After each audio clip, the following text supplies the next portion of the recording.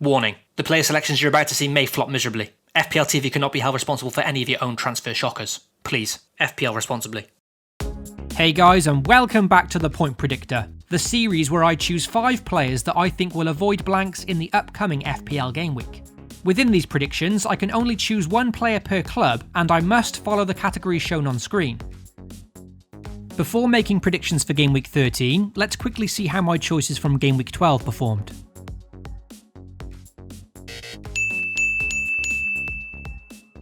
So it was a much improved performance for the Point Predictor, with 4 of my 5 picks getting points in Game Week 12.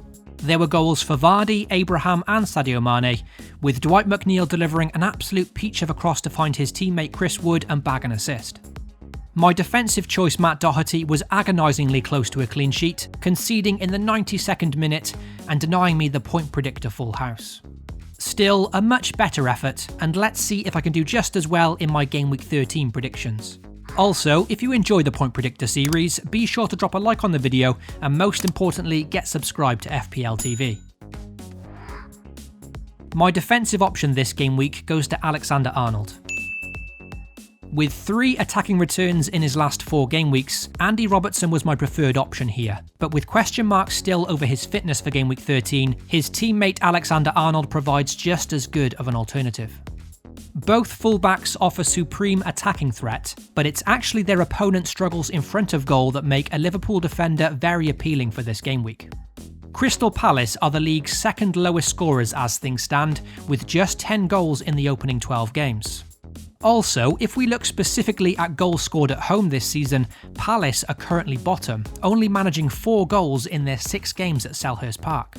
Liverpool, on the other hand, currently boast the division's best away defensive record, only conceding 4 goals in their 6 road trips so far.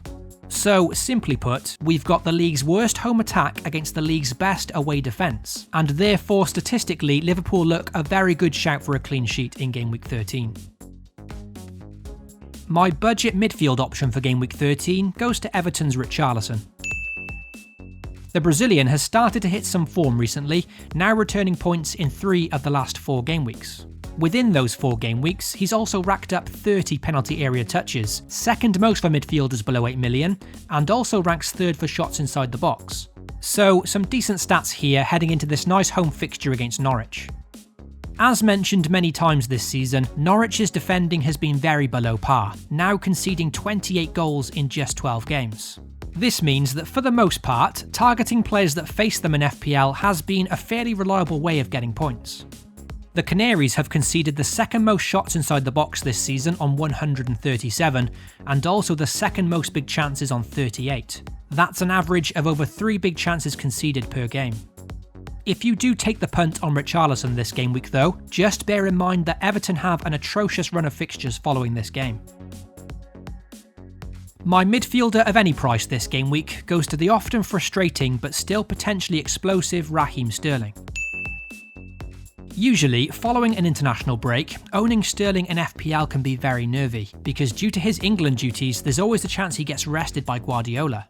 However, because of the drama surrounding him and Joe Gomez last week, it actually saw Sterling miss out on one of England's qualifiers, and from an FPL perspective, that felt like a small bonus that he got rested. Man City faced Chelsea in Game Week 13, a very difficult fixture on paper, but despite how good Chelsea have been recently, they're still yet to look convincing defensively away from home, and that's why I'm still putting faith in Sterling for this game week. Away from home, Chelsea have a defensive record worsened only by Newcastle, Villa and Watford, with the Blues conceding 12 goals in their 6 away games so far. Yes, they have beaten the likes of Norwich, Wolves and Burnley away from home recently, but they still showed enough complacency to concede 2 goals against each of those teams. Therefore, surely City have a great chance of scoring 2 or more as well. As we head into this game, the one underlying stat that really jumps off the page for Sterling is his penalty area touches, because in the last 4 game weeks he's had a staggering 70. That's a whopping 38 more than the second place Pulisic on 32. For the budget forward, below the price of 8 million, this was a category I found especially difficult for Game Week 13. Abraham is now 8 million and therefore no longer available to choose, Callum Wilson is bang out of form, and Chris Wood of Burnley faces a Watford side who have improved defensively of late. Raul Jimenez seemed to be the sensible choice, but I've taken a bit of a punt on Aston Villa's Wesley instead. Do I believe Wesley is as good an FPL option as the others I've mentioned? Certainly not. But I do like the look of this home fixture against Newcastle on Monday Night Football. His opponents, Newcastle, have conceded 14 goals away from home this season in just 6 games, which is actually the worst defensive record on the road for any team. Notably, the Magpies also have their key centre-back Jamal Lascelles missing through injury, which can only benefit Aston Villa's prospects in this one. Another interesting stat is that Newcastle have also conceded the most headed attempts at goal this season, which could help the differential Wesley this week. For the any priced forward, I'm going to have to stick with the man in red-hot form, Jamie Vardy. Because he's away from home this game week, there was temptation instead to choose an Arsenal forward, with Aubameyang and Lacazette facing Southampton at home in game week 13, the division's worst defence. Although the Arsenal forwards look fantastic options, I just couldn't bet against Vardy this week, as he just felt a safer and more sensible choice for the point predictor.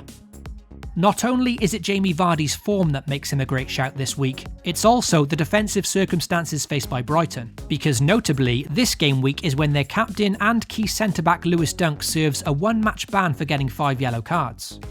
Lewis Dunk has played the full 90 in every league game so far this season, so he'll surely be a big miss for the Seagulls. Their other defender Adam Webster could also be on the sidelines this week through injury, so perhaps a makeshift defence for Brighton and potentially a change in their system. Hopefully this shake-up can help Vardy and his creative teammates prosper in game week 13. So that's my point predictor picks for the upcoming game week. Hopefully you enjoyed the episode, and if so, be sure to leave a like and most importantly get subscribed to FPL TV. Good luck to those of you watching for game week 13, FPL responsibly, and I'll catch you all next week.